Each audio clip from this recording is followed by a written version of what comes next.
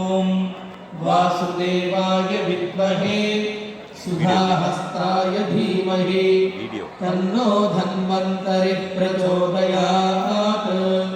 अथ नवग्रह प्रार्थना। आरोग्यं पद्मबन्धुर्वितरतु नितरां सम्पदं शीतरश्मिः।